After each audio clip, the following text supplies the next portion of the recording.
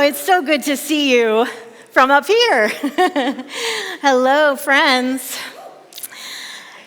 And so Friday was my birthday. Thank you. And thank you. And something so special for me that's been happening since I've been here in Canada is my daughters come and see me on my birthday. So it means so much to me. And it's one of the ways that they express their tenderness toward their mama, which I appreciate. And I'm wearing a necklace they gave me last year. I'm so proud of them. So sorry, but not sorry. Oh, thank you. So I've been thinking a lot over the past couple of months about tending. This word has just been going around in my mind, tending. And so I've taken a deep dive with tending and what this means and wondered what it was that was calling to me about tending. And so I started with just looking up the word. What is the etymology of tending? And what I learned is it comes from a Latin word called that's attendere. And it really branches out in two ways. One being stretching oneself toward something with intention. And the other meaning about care, extending care toward others or something. And I kind of like to blend these two, of having the intention to extend and care. And of course, I was thinking about our community because there is so much tending going on here. So much tending. Over 90 volunteers here making this happen, this community happen. And I was, of course, thinking about my daughters and their generation. I was thinking about Gen Z. And of course, all of the generations, we all, whatever generation we all have our particular challenges in those generations. And I was very curious about what was up for them. And I especially wanted to scoop them into this talk today because, and this is very special for me, this is the first time that they're seeing me give a talk. So I'm not nervous.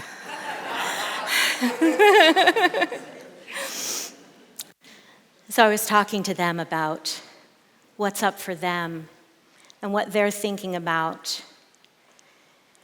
And my first conversation was with Kira. Kira's my younger daughter.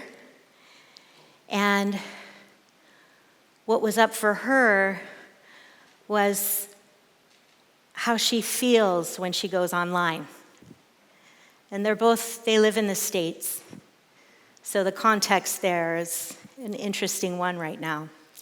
And so she was sharing being online and the divisiveness that she experiences and the sadness that comes from that.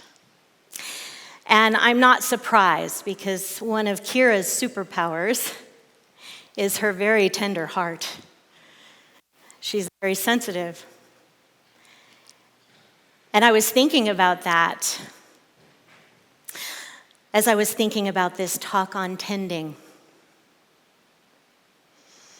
One of the questions that I've had in my own mind for many years, I've done a lot of work as a transformational coach for the past going on 20 years. And that work has been around cultivating the feminine. It's been around empowering. I've worked mostly with women.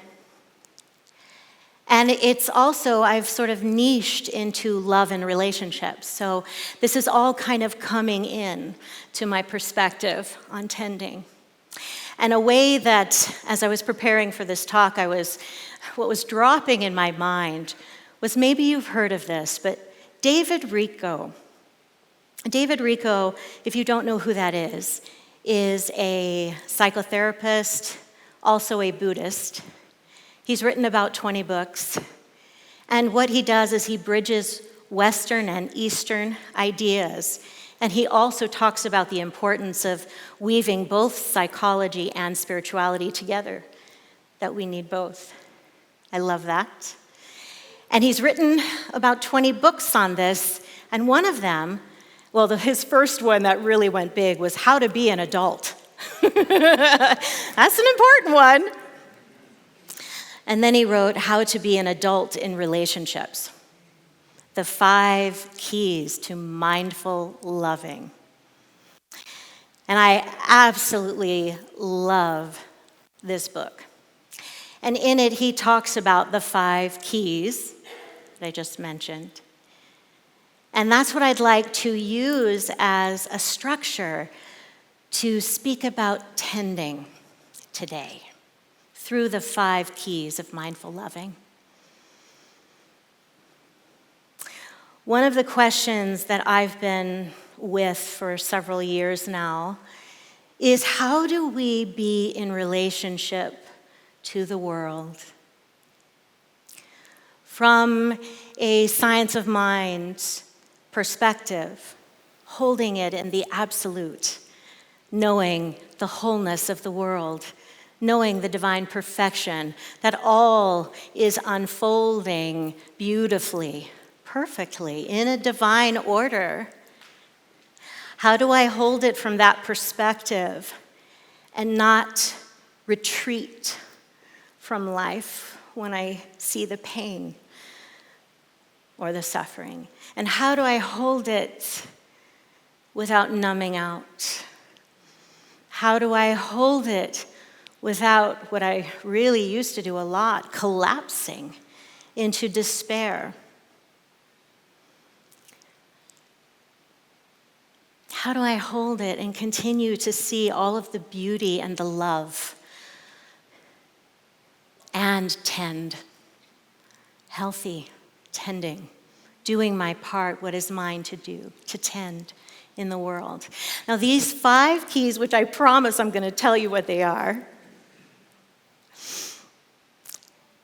what's beautiful about them is that they apply as much to parenting children as they do to having healthy relationships, adult relationships, friendships, as much as they do to relationships with your loved ones, your community, and then the challenging ones, and the world. We can look at these 5 keys in all those realms. That's great, right? Elegant, simple. So, the very first key, is attention. Attention. Where are we putting our attention? Where is our focus? How do we come into a we space and where everyone wins? So I'm not disappearing myself in order to be a we. These are questions that have been with me. And going back to Kira, my daughter, when I think about tending the earth, when you work these keys, what happens is there's a natural flow of compassion that comes, just natural, after practicing these 5. So it's not effort, it's flow. And I was really astonished about 10 or 11 years ago when we were all in New York. It was Thanksgiving. We were in the city and there was a downpour. And we were walking single file with our umbrellas, trying to make our way to a show. And I was in the back, and Kira was right in front of me, and we were walking along, and all of a sudden I see Kira who's like 10 at the time, she just veered off to the right and went over and handed her umbrella to a woman who was lying down against the building in this downpour. She was covered in blankets. It appeared she was likely unhoused, and my daughter did not stop and ask, is it okay if I do this? It was what I could see is it looked like she just did what was hers to do. Didn't hesitate. Went and gave her umbrella to this woman. It touched me so deeply that she did that. And I think about attention. So some of us, we can be so focused on ourselves that we're missing what's out here. And of course, that's happening a lot nowadays, almost, I don't know, maybe more and more as we're so tuned into our devices, our phones. And I realize that, I know this for myself, that sometimes we go to our phones or our devices because we're scared or we feel socially awkward in a situation. So it's like, I'll just look at my phone and then nobody will talk to me. But what's it cost when we do that? Attention is part of tending our awareness of others as well as ourselves. So we're not giving it all away out here either. How do we hold both in a healthy way? Again, where everyone is cared for, all the needs are met. Now, I had an experience with attention this morning. And let me say, attention is about knowing that oneness, knowing the interconnectedness of all of life. Knowing that actually, as I give my umbrella to this woman over here, that I'm actually taking care of myself too. So I love this idea of tending. And all of these 5 A's, the 5 keys, come from the Buddhist practice and value of loving kindness. So they're all in that realm. So attention, and this morning, I was getting ready to come here. I went to go and boil some eggs. And as I put the eggs on the stove, and I turned the stove on, a little voice in my head as I started to walk back to go get dressed and ready said, don't you want to put the timer on? Don't you want to maybe hang out a minute just to make sure it's cooked for the right amount of time? And in my head, I said, no, I'll figure that out. I'll be fine. And I go, and of course, I'm getting dressed, and I went, the eggs! And, had to go back and figure it all out. And of course, there's a lesson in there about, well, some of those voices we probably should pay attention to, right? But the attention piece, this is a thing for us. Where is our focus? Can I hold a focus where I'm aware of what's cooking on the stove and what I'm doing? It's a continual practice. I love what my daughter Ainsley said to me, my oldest daughter, when I asked her about how she was relating with the world and how it was impacting her. And she said to me, Mom, what I've realized is that at the grassroots level, that's where I really have the most impact. And of course, I love that because this is why I love being in person here in this community. Being together, growing ourselves.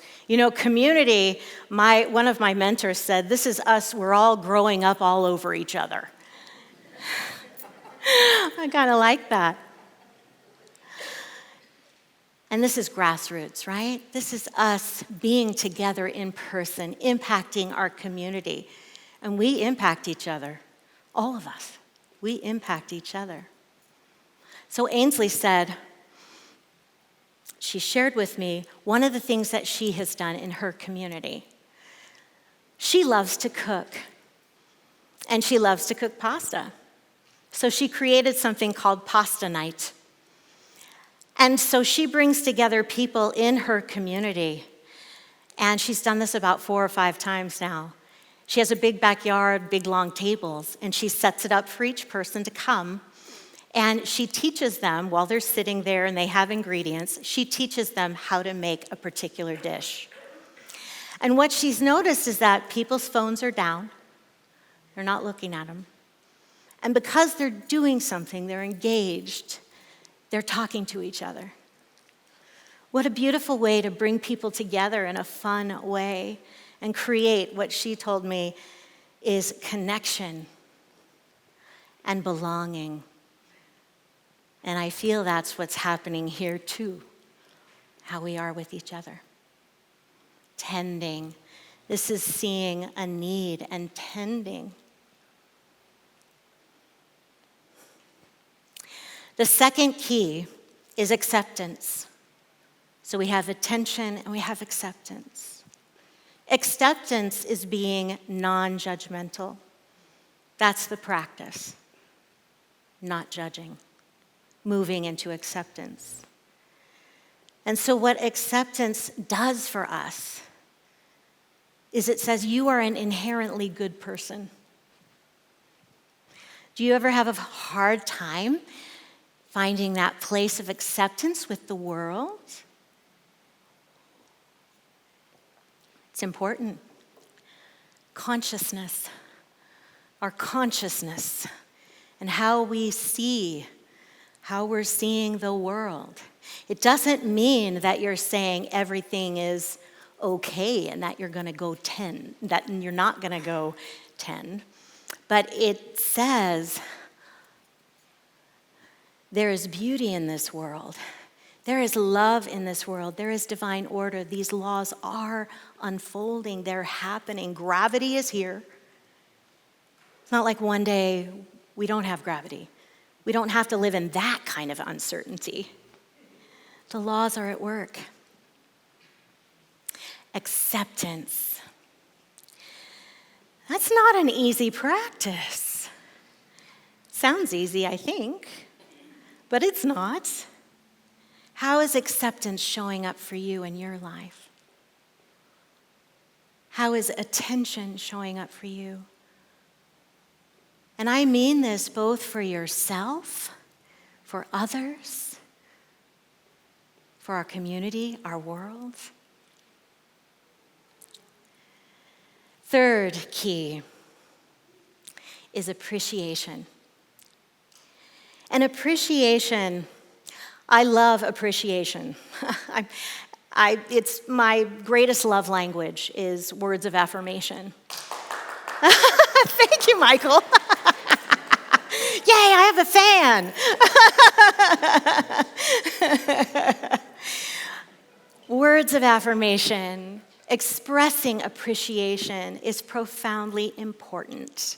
Some of us are pretty shy about that, so we might tell someone else what we appreciate about someone over here, but we may not actually tell the person. Sometimes it's because we're afraid that they'll think we're up to something, right? Or they'll think we're ingenuine, we're not being real, or in integrity. So of course, for this to be a practice, it has to be connected to your heart.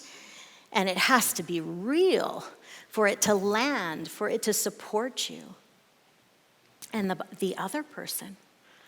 Appreciation, how's that showing up for you in your life? I love how appreciation is shared here. You heard it this morning.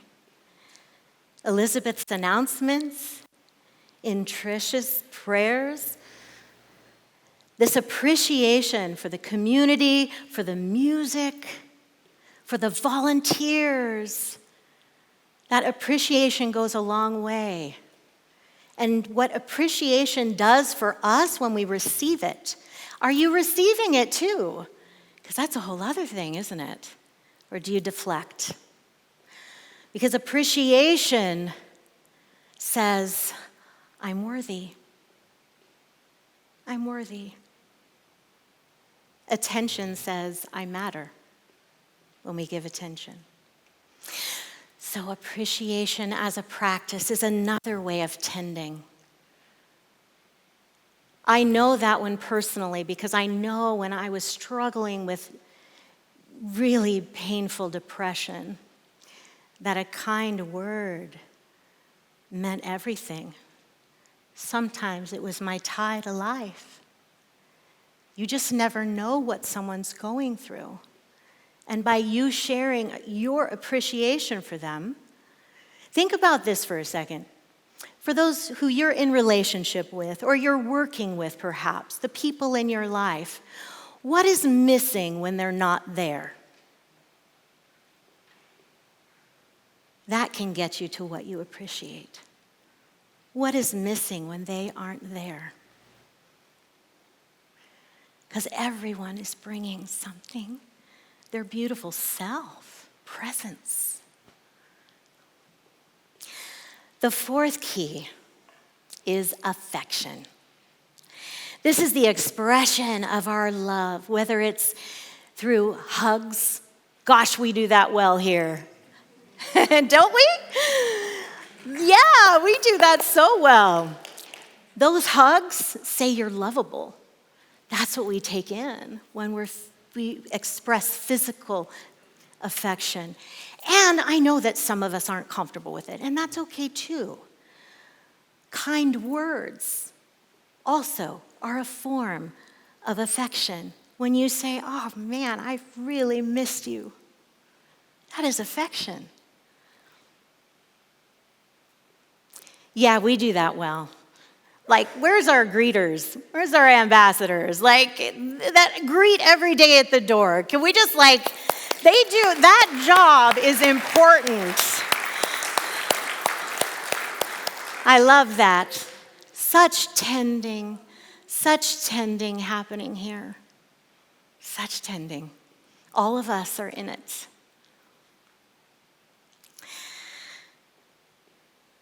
The final key is allowing. Now, I could say that all four of the other keys, so let me name them again. Attention, acceptance, appreciation, affection, and finally, allowing. Those first four are really in that realm of what we can think of as love, loving, being caring.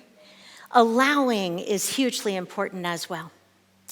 Allowing says, I'm not going to control you or what's happening.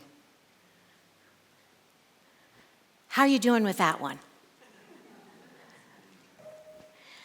That is a beautiful place to be.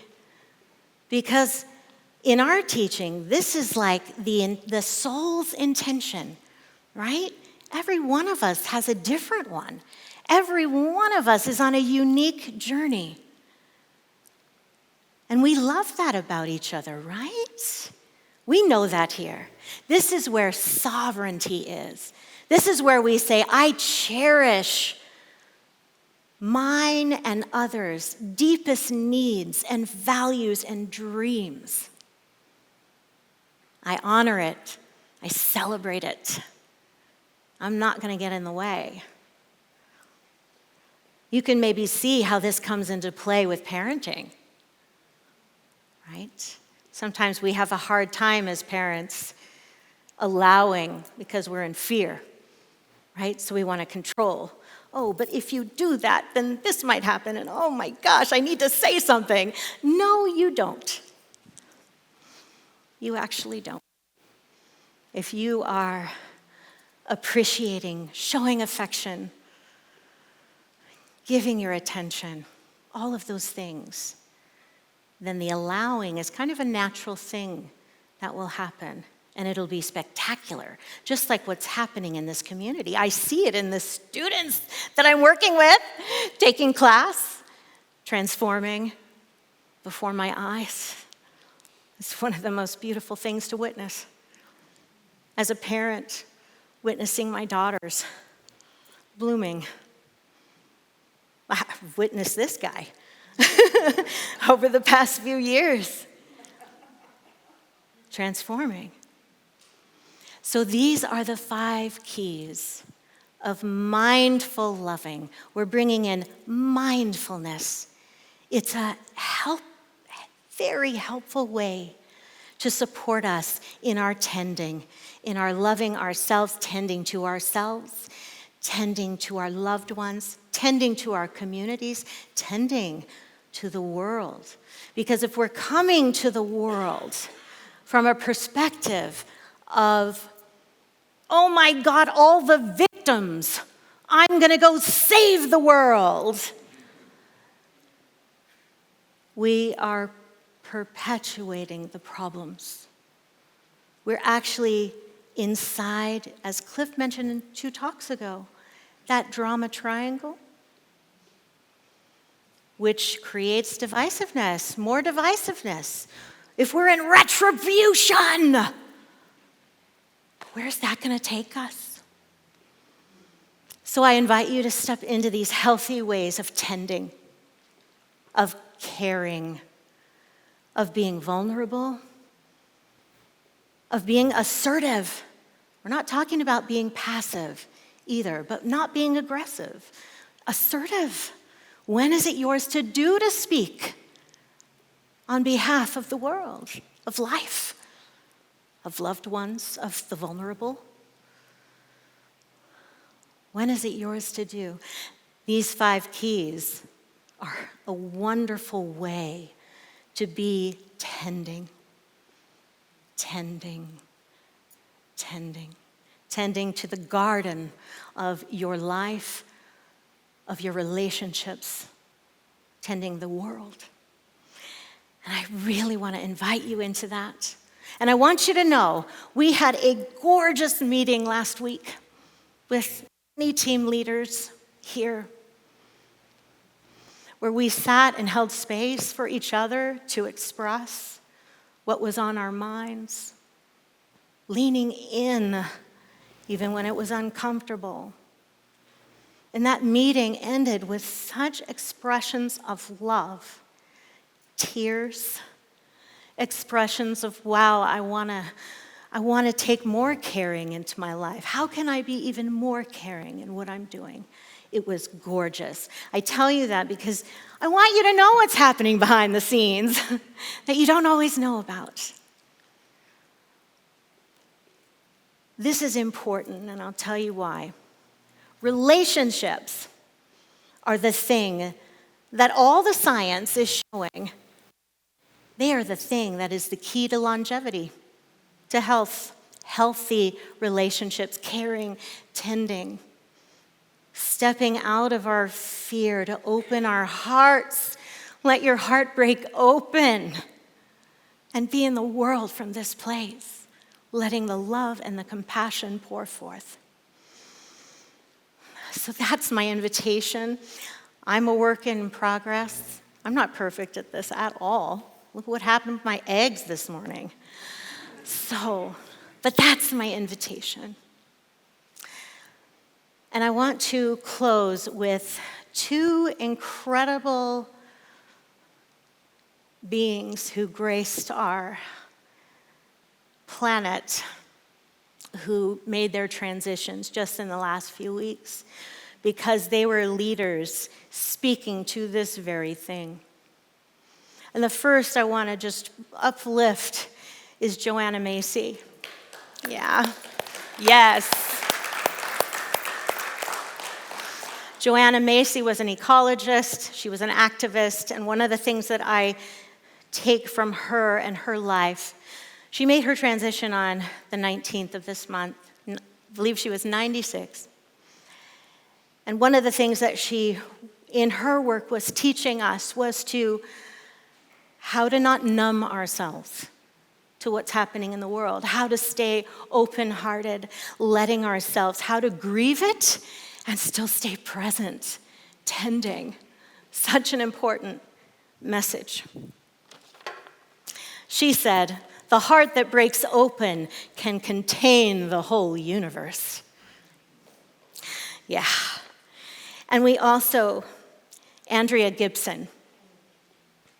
Yeah, Andrea Gibson, poet laureate, queer activist, made their transition on July 14th.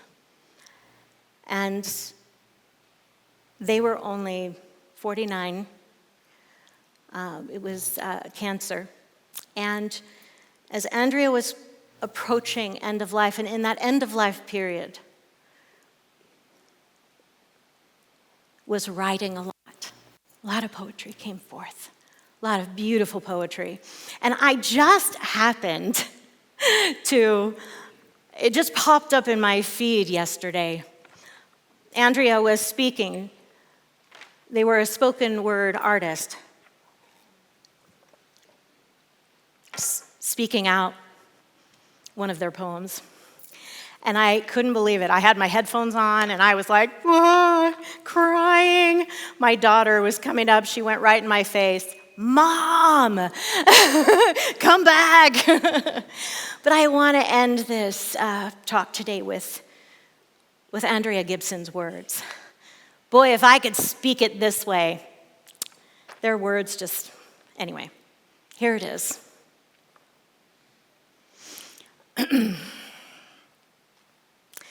But what more could I ask for than this open heart? What more could I ask for than to love for no reason at all? What more could I ask for but to know I am the same as everyone else, raw and vulnerable and afraid to die? What more could I ask for but to know with my whole being why I am afraid to die? Because there is so much here to love. Why, when we hate the world, don't we scream, I hate it because I love it and I know what it could be? We know what it could be because it is already so. In moments, in places. A week ago, I laughed so hard, my friends on the other side of the world woke up, made love at 5 a.m., and fell back asleep, not knowing what came over them. Yesterday, I could not convince a baby bunny to run from me. She ate her meal of grass while I sat beside her on our lawn. Am I an angel already? Are we all? When I drive through the city, I talk to the trees. I say, who has looked at you today and loved you? It's not just my calling, it's everyone's calling. To find beauty where we are told it can't be found, and to make it where it isn't yet. I deeply love you. I'm so grateful and honored to be with you today, sharing. Thank you very much. Thank you.